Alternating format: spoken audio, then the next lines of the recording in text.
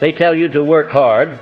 They tell you to hustle. They tell you to grind until your bones ache and your eyes blur. But what they never tell you is that effort without alignment is like rowing a boat with one oar fast in circles getting nowhere. Most people fail at wealth not because they lack ambition, not because they lack talent, not because they didn't want it bad enough. They fail because they are missing the one ingredient that makes all the others matter: clarity of purpose backed by unwavering belief. Without that clarity, effort becomes chaos. Without belief, vision collapses under pressure. And without purpose, even money becomes meaningless noise. Look around you. You'll see smart people stuck in dead-end jobs, gifted artists abandoning their dreams, natural-born leaders hesitating at the edge of greatness.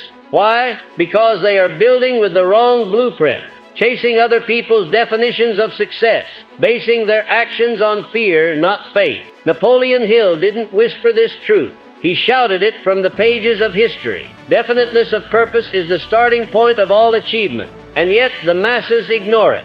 They chase tactics before principle. They look for shortcuts and skip the foundation. They worship at the altar of quick success, and when it doesn't come, they call it failure. But wealth, true wealth, isn't just about money. It's about becoming the kind of person who attracts it, commands it, stewards it with wisdom. Wealth is a mirror. It reflects who you are, not just what you do. And most people, they're showing up to that mirror with a fractured identity, blurred vision, and a belief system that's been programmed to lose. They were told money is evil, that rich people are greedy, that success means sacrifice of the soul. So they sabotage themselves quietly, turning away opportunities, procrastinating on ideas, talking themselves out of the very thing they claim to want. And here's the tragic part: the missing ingredient was never out there. It was inside them the whole time, locked behind walls of fear, doubt, and social conditioning. You don't need another online course.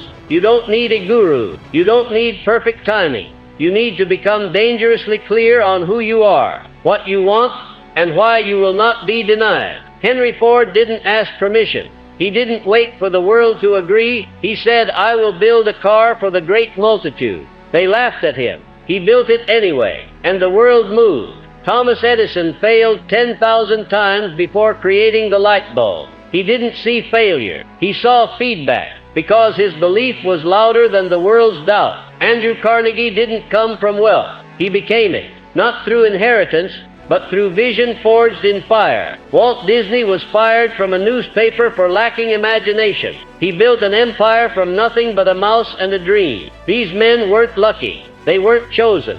They were decided. They were clear. And that clarity became a magnet for miracles. Clarity isn't a luxury. It's not a nice to have. It's the first law of power. And belief is its twin flame, because you will never rise above the identity you've accepted. And here's what most people get wrong. They try to earn belief. They wait for results before they believe. But belief is not a reward. Belief is the starting pistol. If you wait to believe in yourself until the money shows up, it never will. You have to walk like you've already won. Speak like you've already built it. Move like destiny owes you a favor, and you've come to collect. This isn't arrogance. It's alignment. It's choosing to see yourself as the architect of your own reality, instead of a pawn in someone else's. And once you have that belief, once you know your purpose, discipline stops being a chore. It becomes devotion, not because it's easy, but because it's yours. Most people fail at wealth because they never claimed it. They wish, they want, but they never decide. Decision is the spark that ignites the machine. Not maybe one day, not if everything lines up, but a bone-deep decision, like steel in your soul, that says, "This is who I am now. This is what I do, no matter what." Not even wealth itself can resist a mind that decided to become it.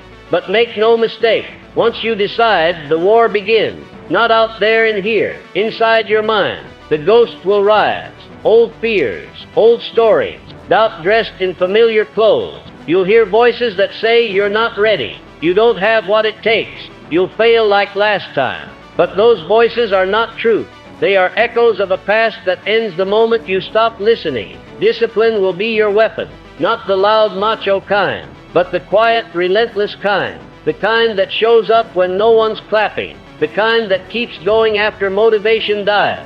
Success doesn't come to the most talented. It comes to the most consistent. It comes to the person who shows up when it's boring, when it's hard, when it looks like it's not working. Because wealth, real wealth, moves at the speed of trust. Do you trust yourself enough to stay the course? Do you trust that what you're building, unseen, unproven, is still worth building? Because most people don't. They want guarantees. They want signs. They want certainty before they move. But here's the raw truth. Success is reserved for those who go anyway, even when the road is foggy, even when the odds look bad, even when the bank account says no. That is the missing ingredient. That is the rare air. That is what separates the rich in spirit from the rest. The ability to move without permission, to build without applause, to believe without proof, not because you're naive, but because you've seen what happens when you don't. You've seen what happens when you delay, when you defer the dream, when you shrink to fit the mold. It rots you from the inside. It eats your fire. And you wake up one day, not broke in your wallet, but bankrupt in your spirit. That is the true cost of failing at wealth. Not just poverty of money, but poverty of meaning. So you must choose, not just once, but daily, to rise, to recommit, to remember who you are and what you came to do. This is not for everyone.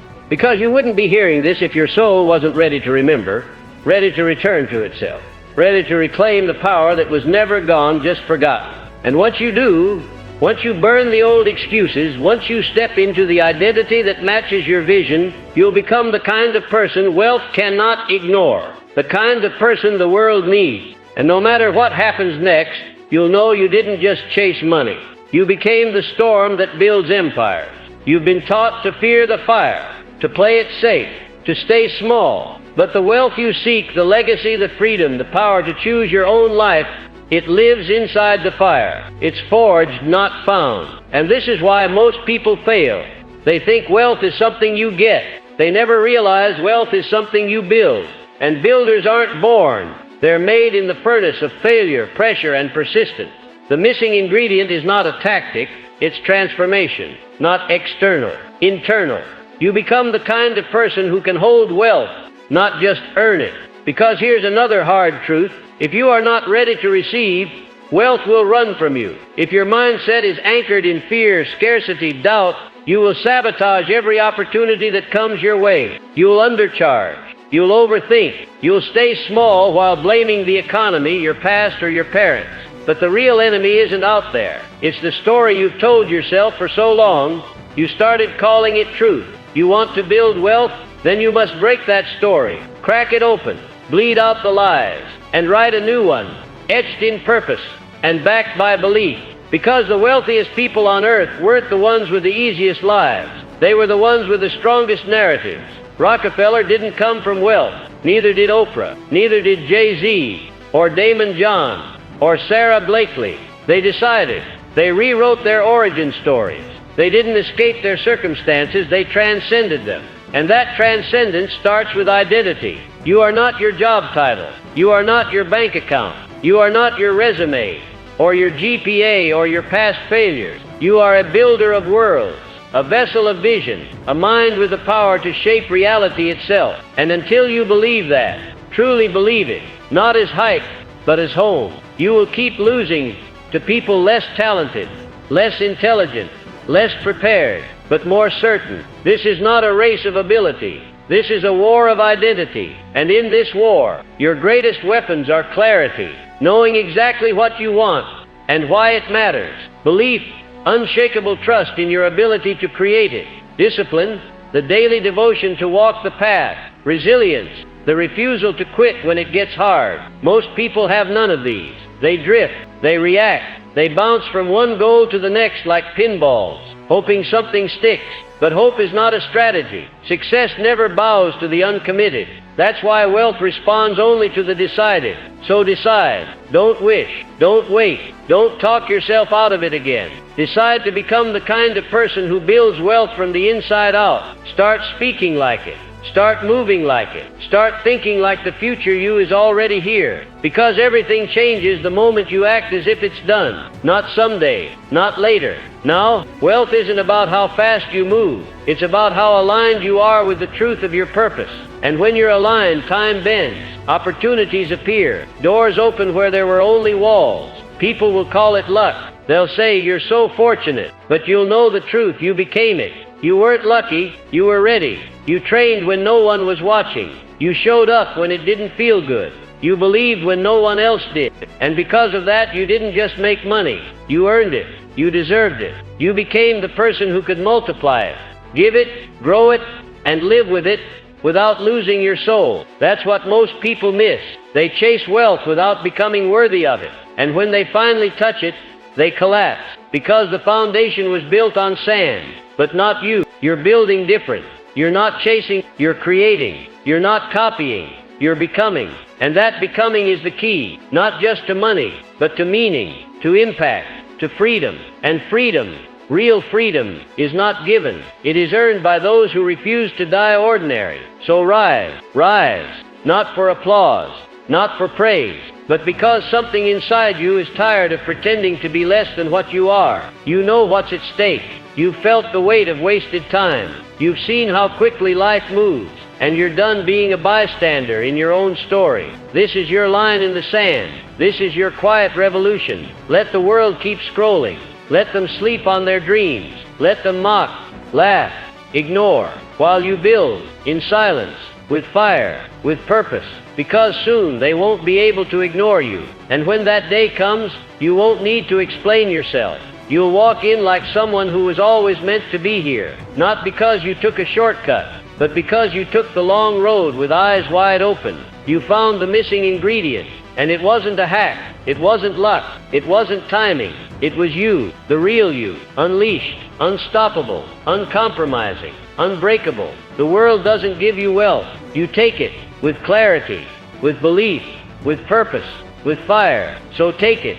You do not arrive at greatness by accident. You build it, brick by brick, thought by thought, decision by decision. And the world doesn't hand it to you, it waits, it watches, to see if you are willing to pay the price that wealth demands. Sacrifice, focus, obsession, not the kind that burns you out, but the kind that awakens you, the kind that carves away distraction and leaves only what matters, the kind that silences every excuse until only execution remains. Because wealth is never just about money. Money is a mirror. It reflects the depth of your self-respect, your courage, your conviction. If you doubt your worth, your income will show it. If you believe in limits, your life will reflect them. If you live from fear, you'll never see beyond survival. But if you dare to believe, not in the system, not in luck, not in what's realistic, but in your own divinely given capacity to create, to lead, to multiply, then the game changes, not gradually,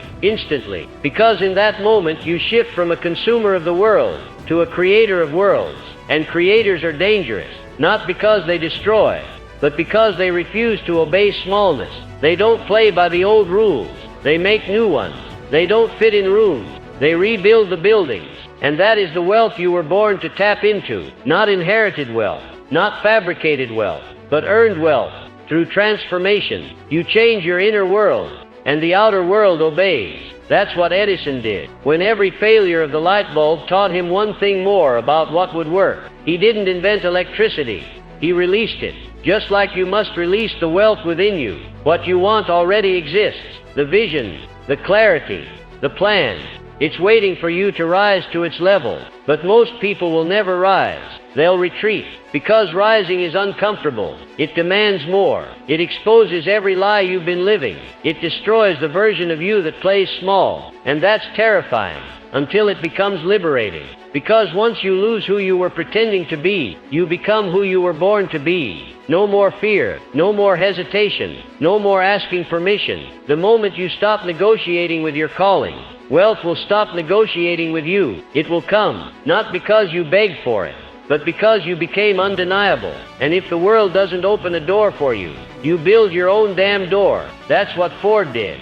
That's what Carnegie did. That's what Disney did. And that's what you're about to do. You will out-discipline them. You will out-believe them. You will outlast them. Because now you know what they never taught you. Wealth is not something outside you. It is the consequence of becoming who you really are, fully, fearlessly, relentlessly. So the next time you wonder why most people fail at wealth, remember this: they fail because they look for something to get instead of someone to become. But you're not most people. You're a builder, a visionary, a disciplined, dangerous mind on fire. You're not here to survive. You're here to rise, and no one's stopping you now.